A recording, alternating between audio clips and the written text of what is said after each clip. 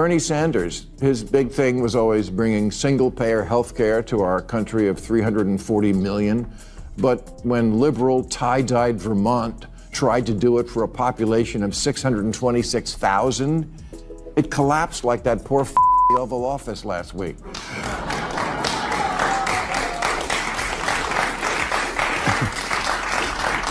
Bernie, AOC, Mandani are not Democrats. They'll be the first to tell you that. They're democratic socialists, and that's a very different. Ever wondered what happens when a political party leans a little too hard into its most progressive instincts? Buckle up, because this feels less like strategy and more like a slow-motion "we warned you" moment.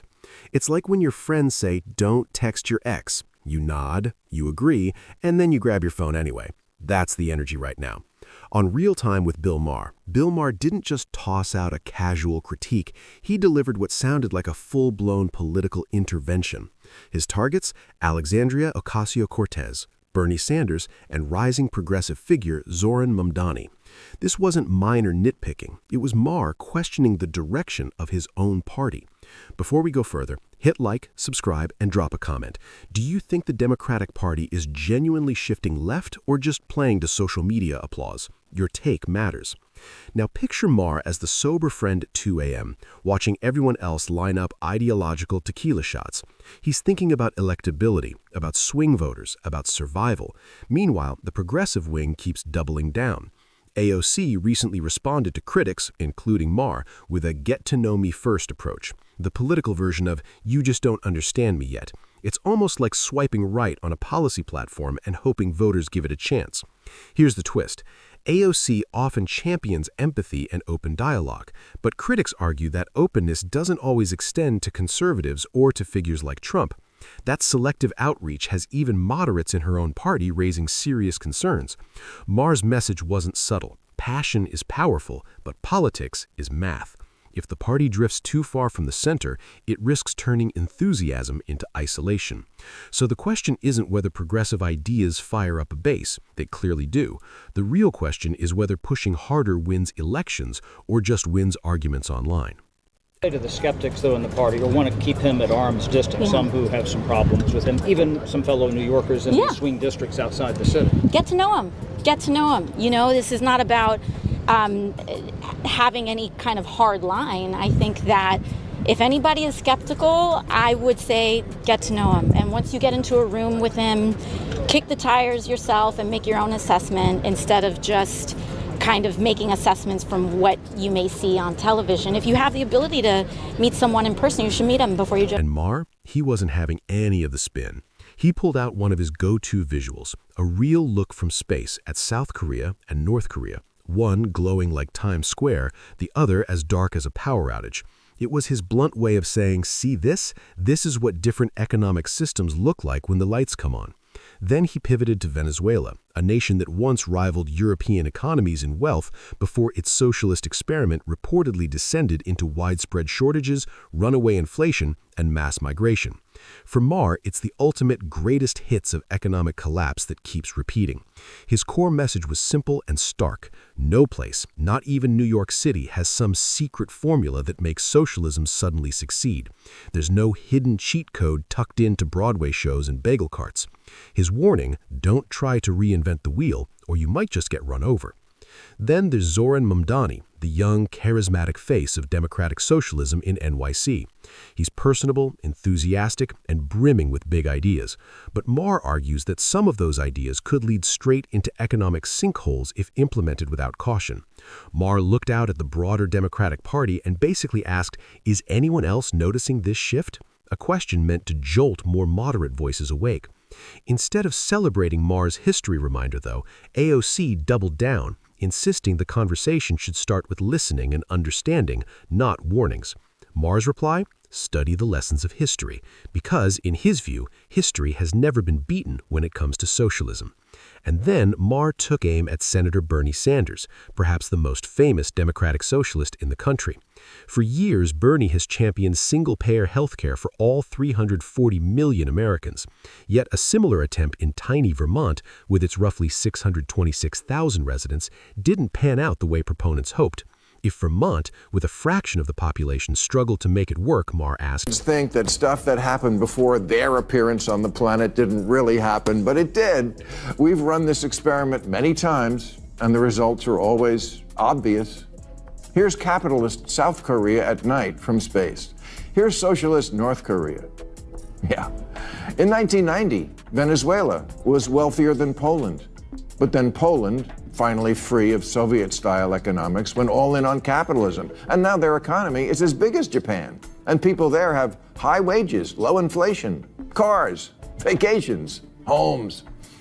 Meanwhile, Venezuela traded capitalism for Hugo Chavez's socialism for the 21st century, which turned out to be like socialism in the last century, or any century, a mess.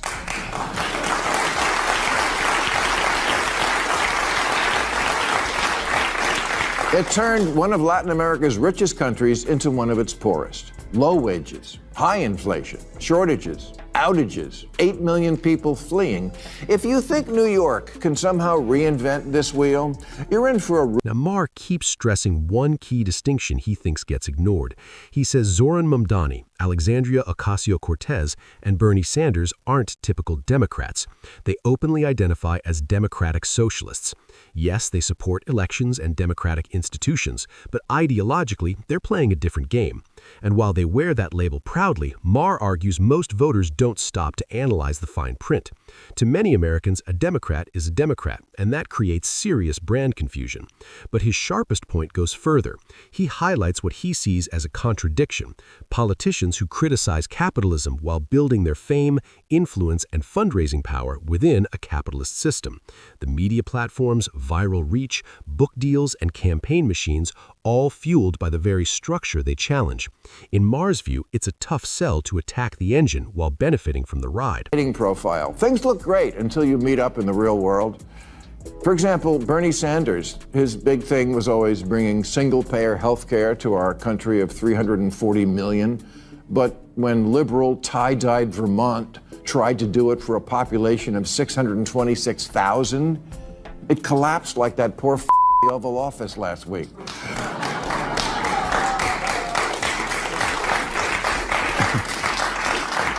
Bernie, AOC, Mamdani are not Democrats. They'll be the first to tell you that. They're democratic socialists, and that's a very different thing. And Maher takes it a step further. He points to Bernie's best-selling books, AOC's massive social media presence, the branding power, the fundraising machines, the kind of celebrity-level political influence that turns lawmakers into household names.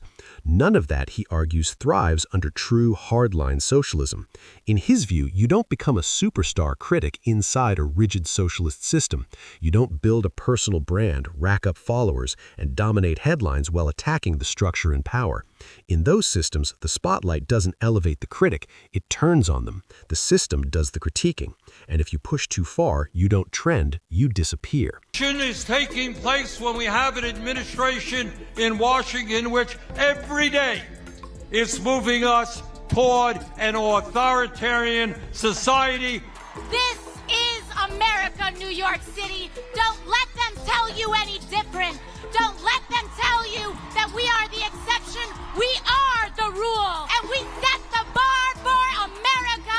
I'm talking to you, Donald Trump. Let our words ring out so loud tonight that Andrew Cuomo can hear them in his $8,000 a month apartment. New York is not for sale. That's the contradiction Maher can't let go of. The loudest voices declaring capitalism broken are the very ones flourishing inside it. Now, he's not pretending capitalism is flawless. He openly admits it's messy, uneven, and sometimes flat-out frustrating. But compared to socialism, which he argues has a long history of collapsing under its own promises, capitalism starts to look like the dependable partner in one of those viral toxic relationship TikToks. One side stirring chaos and drama, the other quietly keeping the lights on and the rent paid. In Maher's metaphor, capitalism's the bill payer, socialism's the X holding the gas can. Then he pointed to Abigail Spanberger, who warned years ago that Democrats risked losing ground if they drifted too far from the center.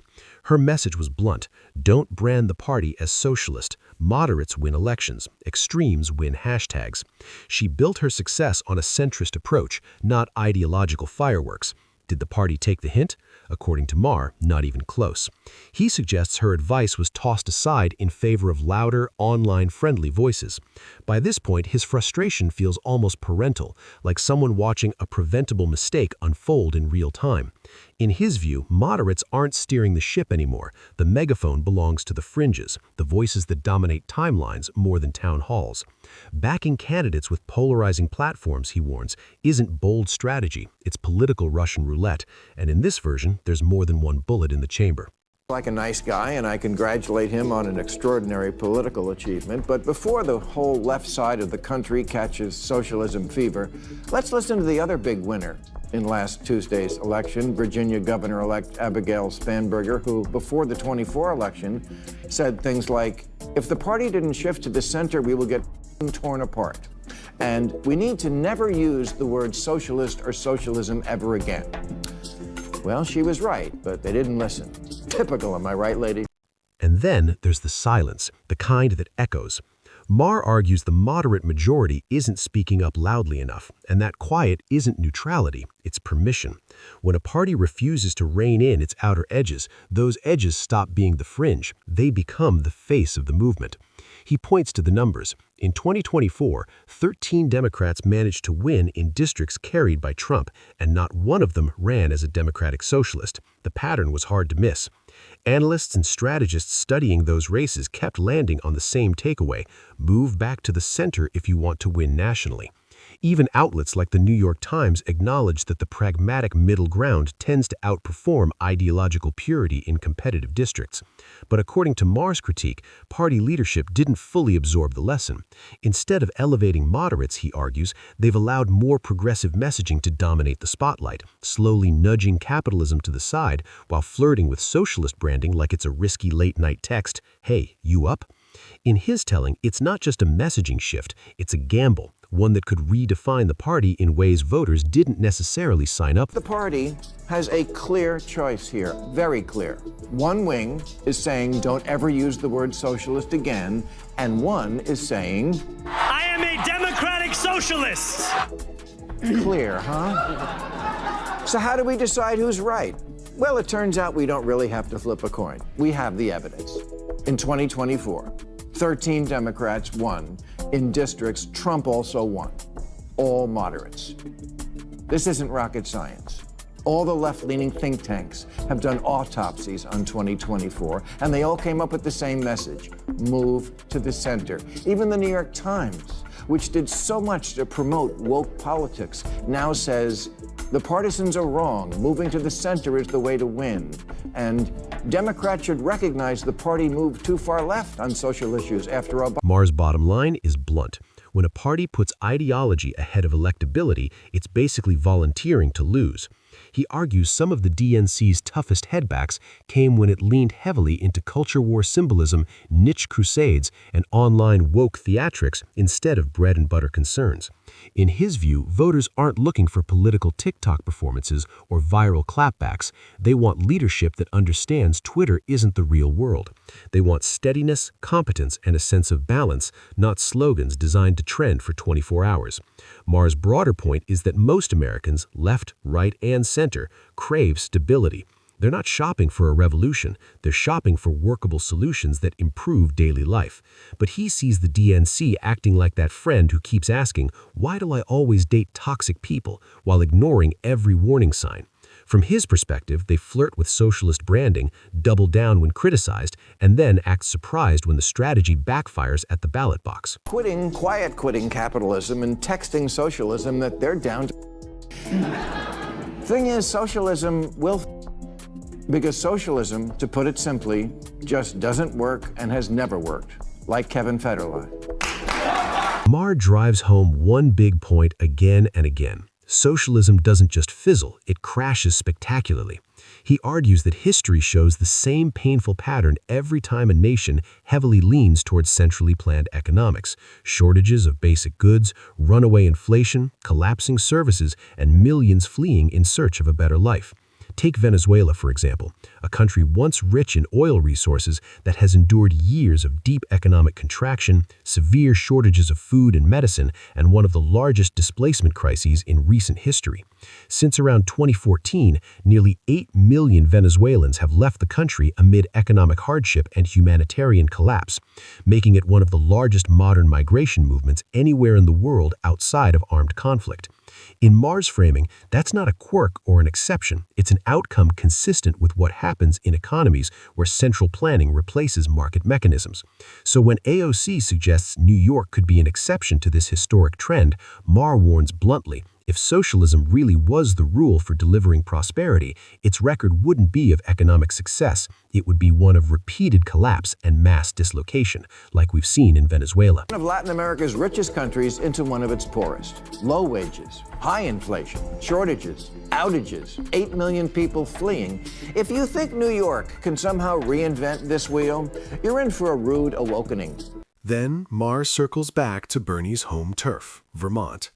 To him, it's the example that's too obvious to brush aside. On paper, single-payer healthcare sounds inspiring. It electrifies crowds. It dominates campaign speeches. But when Vermont attempted a version of it, the plan ultimately collapsed under financial pressure. The projected costs ballooned, the funding math didn't add up, and the proposal was abandoned before it could fully launch. And this wasn't some deep red state resisting reform. Vermont is one of the most progressive states in the country, practically a political laboratory for ambitious left-leaning ideas.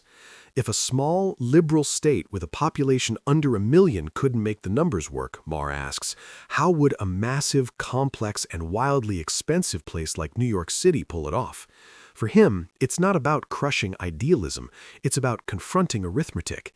Big promises sound powerful, but if the math fails in a small test run, scaling it up doesn't make it easier, it makes it riskier. Make your wishes come true. You're thinking of Zoltar.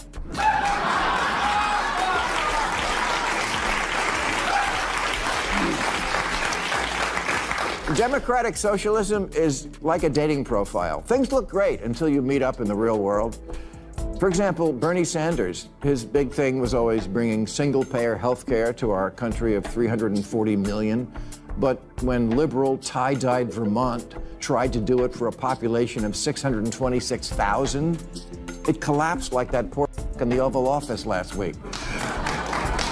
Maher's closing message is simple and sharp.